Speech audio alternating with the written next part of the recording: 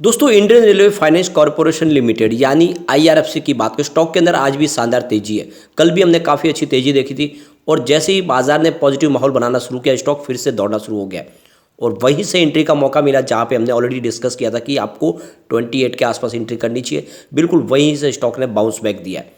तो अब आप देख सकते हो कि काफ़ी लोगों ने कल यहाँ पे एंट्री कर भी ली है और अभी भी मौका आपको एंट्री कर लेनी चाहिए क्योंकि करेक्शन हो चुका है। ऐसे में स्टॉक फिर से एक नई तेजी बनाने को तैयार हो चुका है। इस बार 37 से भी ऊपर की हाई बन सकती है। तो ऐसे में क्या इस समय हमें लॉन्ग टर्म का नजरिया लेके निवेश करना चाहिए? यहाँ पे आईआरएफसी से निकल के आ रही है दो बड़ी खबर जिसको इस वीडियो के माध्यम से डिस्कस करेंगे। आपको पता होगा आईआरएफसी रेलवे को फाइनेंस प्रोवाइड करती है, जिसमें कोंकण रेलवे, इसके अलावा रेलटेल, आरवीएनएल, इन सबको फाइनेंस प्रोवाइड करती है, जितनी इन कंपनियों को।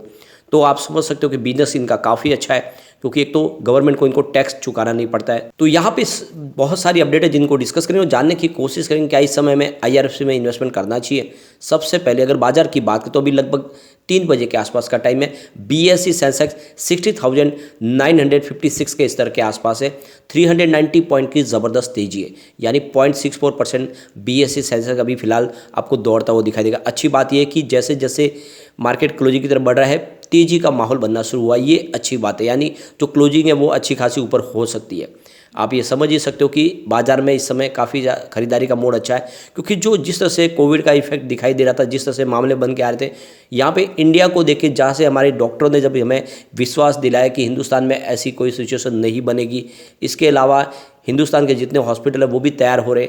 आज मॉक ड्रिल किया गया पूरे इंडिया में, जितने भी हॉस्पिटल्स है वहाँ पे फैसिलिटी प्रोवाइड की जा रही है कि किस तरह से अगर पेशेंट बढ़ेगा तो उनका किस तरह से ट्रीटमेंट करना है। वो सारी बातें पहले से ही सरकार उसके लिए सजग हो चुकी है। ऐसे में आने वाले समय में चिंता की बात कम होगी और इसी वजह से बाजार में फिर से खरीदारी का माहौल बनने लगा है। निफ्टी 50 ने भी 18,135 का स्तर पा लिया है, जो बहुत अच्छी बात है। फिलहाल 0.67% की तेजी है। अब आईआरएफसी की अगर हम बात करें तो स्टॉक की शुरुआत 31.30 पर हुई। दिन का लो 31.05 का है, यानी आप समझ सकते हो कि शुरुआत से लेके अब तक पॉजिटिव रहा माहौल क्योंकि कल की क्लोजिंग 30.35 पर थी और उससे ऊपर शुरुआत हुई है। दिन भर का हाई जो देखे तो 32.30 का है। फिलहाल स्टॉक 31.65 के आसपास ट्रेड कर रहा है, यानी आप देख सकते हो 4.28% की शानदार तेजी है। तो कल भी काफ़ी अच्छी हमने तेजी देखी थी, उसके बाद आज भी हमें तेजी देखने को मिल रही है। अभी पिछले एक साल के हिसाब से देखें तो स्टॉक में हमें 40% की तेजी देखने को मिल रही है। 22 के आसपास स्टॉक था 27 दिसंबर को, लेकिन 6 मंथ की बात करें तो 6 मंथ के हिसाब से ज़बरदस्त 61% का पॉजिटिव रिटर्न देखने को मिला है क्योंकि स्टॉक 19 के आसपास आ गया था 28 जून को। ये सबसे निचली लेवल था और वहाँ से स्टॉक ने फिर से तेजी बतानी शुरू की। उस हिसाब से देखें तो इसने जो 37 का हाई बनाया, उस हिसाब से जिसने भी निचले लेवल से खरीदारी की उसकी रकम तो दुगनी हुई है। लेकिन 1 मंथ के हिसाब से जिसने भी इन्वेस्टमेंट किया होगा उसको फिलहाल अभी भी 5.66% की गिरावट देखने को मिली है। स्टॉक 33 के आसपास था और अगर हम 5 डेज़ की बात करें तो स्टॉक में 10% की भी फिलहाल गिरावट देखने को मिली है। स्टॉक 35 तक चला गया था, तो उस हिसाब से अभी भी इसमें बढ़ने की संभावना काफ़ी ज़्यादा है। अगर हम इसके वॉल्यूम को देखें तो पिछले एक महीने पहले इसका 15 करोड़ का वॉल्यूम था, 3 करोड़ की डिलीवरी उठाई गई थी। 1 वीक पहले 16 करोड़ का वॉल्यूम था, 4 करोड़ की डिलीवरी उठाई गई थी और कल 15 करोड़ का वॉल्यूम था, 3 करोड़ की डिलीवरी उठाई गई थी। आज 8 करोड़ का वॉल्यूम में थोड़ी सी आज कमी दिखाई दे रही है। अभी बाजार शुरू हो, वॉल्यूम और बढ़ेगा, लेकिन फिर भी आज वॉल्यूम थोड़ा सा आपको कम दिखाई देगा। अब यहाँ पे एक बहुत ही बड़ी अच्छी गुड न्यूज निकल के आ रही है। जैसे कि आपको पता ही होगा कोंकण रेलवे को भी फंड प्रोवाइड करती है आईआरएफसी। तो यहाँ पे हमारे यूनियन मिनिस्टर नारायण राणे ने कोंकण रेलवे को ऑर्डर दिया है कि वो मिनी ट्रेन के लिए शुरुआत करने के लिए वहाँ पे पूरा का पूरा प्लान तैयार करें। यानी इस बजट के दौरान मिनी ट्रेन शुरू करनी चाहते हैं कोंकण कोस्ट में, और आप समझ सकते हो इसके लिए कोंकण रेलवे को जिम्मेदारी सौंपी गई है। तो ये जो बड़ी अपडेट निकल के आ रही है मंडे को, यानी कल ही यूनियन मिनिस्टर नारायण राणे ने कल मीटिंग अटेंड की थी। सिंधुदुर्ग में ये मीटिंग रखी गई थी जिसमें कहा गया था कि जिस तरह से एक आप देख सकते हो कि ये एक टूरिस्ट पॉइंट है और इसमें और अच्छा रिवेन्यू इजाफा होगा, इसके लिए यहाँ पे मिनी ट्रेन शुरू करनी चाहिए। तो आप ये समझ सकते हो इसके लिए कैसे प्रॉपर प्लान बनाना, उसकी सारी की सारी जिम्मेदारी यहाँ पे कोंकण रेलवे को सौंपी गई है। तो ये जो मिनी ट्रेन का ये रूट होगा, ये नंदगांव से लेके देवगढ़ होगा, उसके बाद में इसको मालवण तक बढ़ाया जाएगा और उसके आगे उसमें और आगे बढ़ोतरी की जाएगी, जिसमें इसको सावंतवाड़ी तक पहुंचाया जाएगा और उसके बाद में फिर से ये नंदगांव तक आएगा वापस। इस हिसाब से देखें तो एक बड़ा रूट होगा।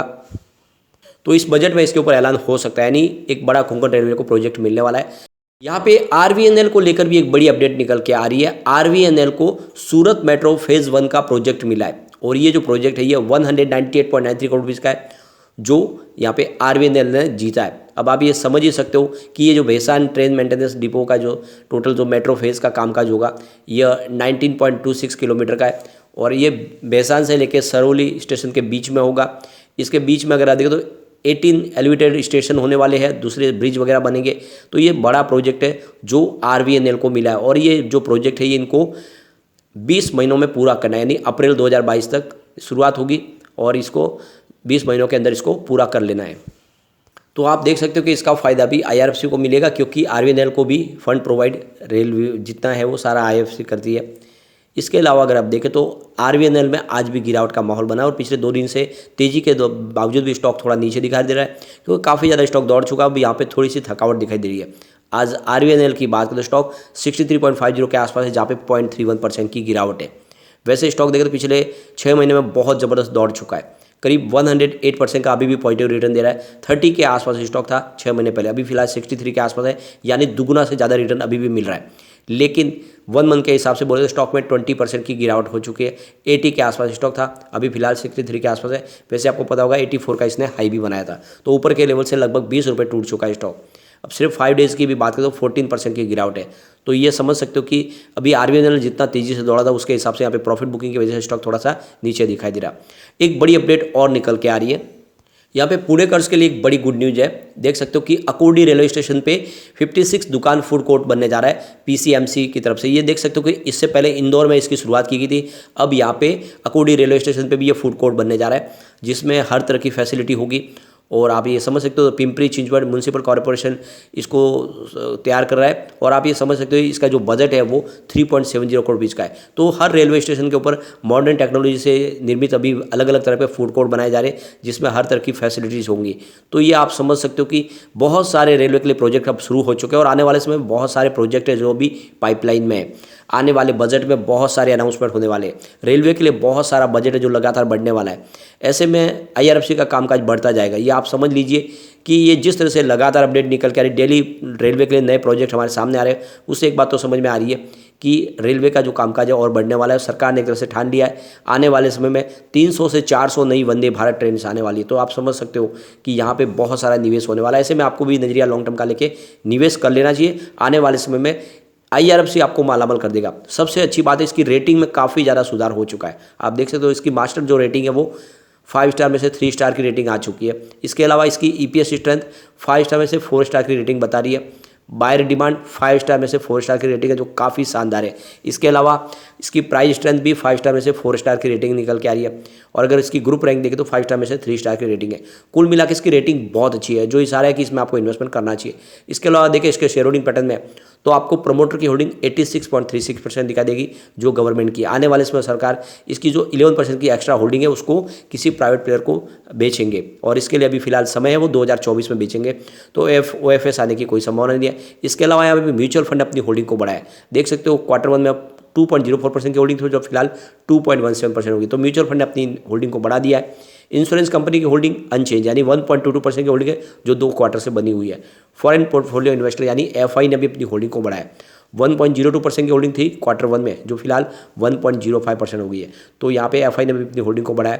इसके अलावा जनरल पब्लिक की बात करें तो उसकी होल्डिंग आपको कम होती हुई दिखाई देगी। 8.44% थी Q1 में जो फिलहाल 8.27% हो गई है। यानी आप समझ सकते हो कि सिर्फ जनरल पब्लिक के पास शेयर है जो दूसरे बड़े फंड हाउस के पास जा रहे हैं क्योंकि अदर्स की होल्डिंग भी आपको दिखाई देगी। 0.92% थी Q1 में जो अभी 0.93% के आसपास है। यानी सबकी होल्डिंग बढ़ रही है सिर्फ जनरल पब्लिक की छोड़ के, यानी जनरल पब्लिक के जो भी शेयर है वो दूसरों के हाथ में शिफ्ट हो रहे हैं। ऐसे में आपको इसमें बिना डरे इन्वेस्टमेंट को बनाए रखना है। ये आने वाले समय आपको मालामाल कर देगा स्टॉक। एक बार इसके पीवर लेवल को चेक कर लेते हैं तो यहाँ से गिरावट और होती है तो 28.53 का पहला सपोर्ट है और भयंकर गिरावट का दौर शुरू होता है तो फिर ये स्टॉक नीचे जाएगा, फिर 26.72 का सपोर्ट निकल के आएगा और वहाँ तक गिरावट होगी तो फिर 25.5 तक जा सकता है। ये तभी पॉसिबल है जब बाजार में भयंकर गिरावट का दौर शुरू हो, वरना इतने नीचे स्टॉक नहीं जाएगा। 28 का इसको मजबूत सपोर्ट मिला हुआ है। पॉजिटिव माहौल बना तो आप देख सकते हो 31.48 का फर्स्ट रेजिस्टेंस है जो ऑलरेडी ब्रेक हो चुका है और 32.62 का सेकंड रेजिस्टेंस है और वहाँ तक स्टॉक पहुँच चुका है। ऐसे में आने वाले समय जो तीसरा रेजिस्टेंस निकल के आएगा वो 34.4 दिखा है, यानी स्टॉक 34.5 तक जल्दी जा सकता है। तो ऐसे में इन्वेस्टमेंट आपको कर लेना चाहिए क्योंकि स्टॉक नीचे जाके आ चुका है, अब तेजी से ऊपर बढ़ने को तैयार है। लेकिन ध्यान रखें बाजार में गिरावट होगी तो हर स्टॉक नीचे आता है। ऐसे में जो शॉर्ट टर्म इन्वेस्टर है उनको मैं बार बार प्रॉफिट बुकिंग के लिए बोलता हूँ, उनको प्रॉफिट बुक कर लेनी चाहिए। जैसे कि IRFC में भी आपको मैं 34 के आसपास प्रॉफिट बुकिंग की सलाह दे चुका था और 28 के आसपास वापस एंट्री की बात की थी। तो बिल्कुल अब 28 से एंट्री का मौका है और आने वाले समय जैसे ही 35 के आसपास स्टॉक जाए तो शॉर्ट टर्म इन्वेस्टर फिर से प्रॉफिट बुकिंग के बारे में सोच सकते हैं, क्योंकि कोई भी स्टॉक एक तरफा नहीं दौड़ता है। लेकिन ये लंबी रेस का घोड़ा है, आने वाले बजट में ये बहुत ही ज़बरदस्त तेज़ी से आगे जाएगा और साल 2 साल अगर आप इसको होल्ड करोगे तो ये आराम से 100 को भी टच कर जाएगा। लेकिन फ्रेंड, कोई भी इन्वेस्टमेंट करने से पहले अपने फाइनेंशियल एडवाइजर के बारे में ले ले या अपना खुद का रिसर्च करें, क्योंकि मैंने वीडियो आपके एजुकेशनल पर्पज़ के लिए ही बनाया। वीडियो पसंद आए तो लाइक से जरूर कीजिए और चैनल को सब्सक्राइब कर दीजिए। Thank you friend.